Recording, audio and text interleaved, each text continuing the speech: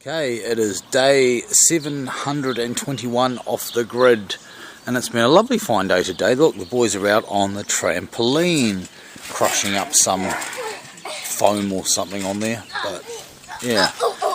And I've done some gay lawning today. Gay lawning is what I've been doing. It was really sunny, really hot, and I've just got to move the lighthouse back and solar panel there back where it normally is, and I forgot to do that, so I'll have to get on to that. But what I really wanted to show was, last time I did this, I made up this new termination on the lead, and I was going to show it last time I did the lawn, but it started raining at the end, so I didn't. So here we go now. I'll show it now. Okay, when you wire up an Anderson lead, this is typically how you might do it. I mean, this particular one's not a super duper heavy lead. This is like 3mm cable. It's actually speaker cable, quite robust speaker cable. 3mm, good for about 20-30 amps. So obviously not the full 50 amp rating these connectors are capable of, but you know, you terminate it in there and you end up with something like that. Well, that's fine, but it's a bit flimsy if it's going to be hanging off the end of a mower. So what I did to the electric sheep to improve it is I've put in this permanent wire here, and it's terminated at this fixed Anderson connector here, which is just screwed onto the plastic handle there, and that's really good. So now I can separate the cable from the mower and store it away a lot easier, and also use the cable for other purposes, although at the moment I don't really have any other purposes, but at some stage I might. But this end though, this is what I did. And you might find this useful if you use Andersons. I've made a really sort of robust industrial version of the connector. So it's got some good strain relief and some good anchoring.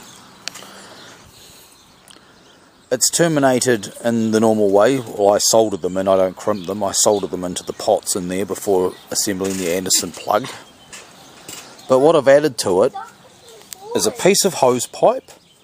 This was quite narrow hose pipe. It was like 9mm internal diameter. If you use the sort of standard 13mm stuff, it would be a lot easier. It took me a lot to slide this over the wire, but it's kind of made quite a neat job.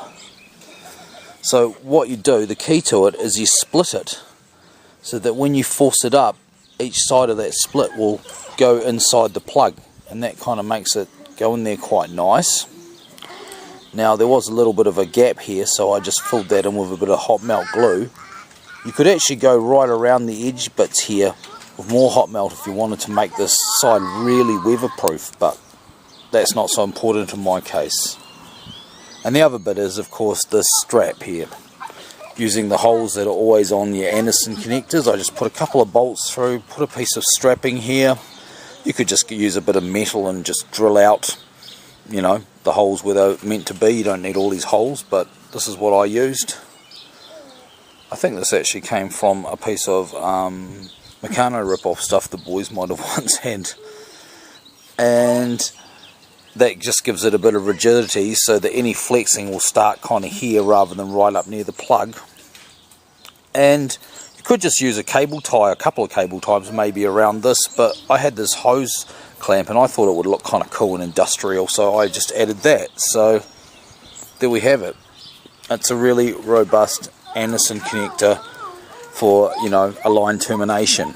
And of course I'm moving this lawnmower around. This cable's getting moved around a lot, so it's really good. I don't know if I can plug this in one-handed. Well, I'll just hold the camera down here and try and plug it in.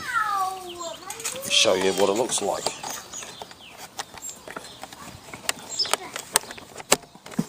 There we go. There we have it. It's plugged into the mower, and as you can see I can just move this, and I'm normally holding the cable and wrangling it with my hand, of course, as I'm mowing. That's one of the things you do when you've got a cabled mower. But this gives me a really good option for off-the-grid mowing. I don't have to run a generator, so it means I can just start and stop whenever I like. I'm not worried about a generator continually putting on, you know, while I'm having a rest or whatever. And I needed a rest today because I did it during the hottest part of the day. Doesn't look like now it was hot, but in fact it was. And of course this is all 24 volts DC. So this end will plug into it over here, why not?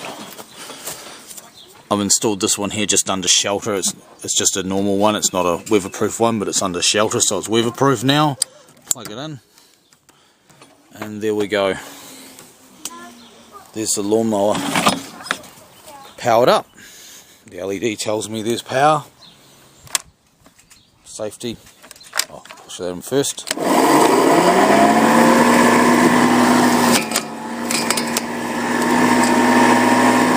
Lovely. So there we go.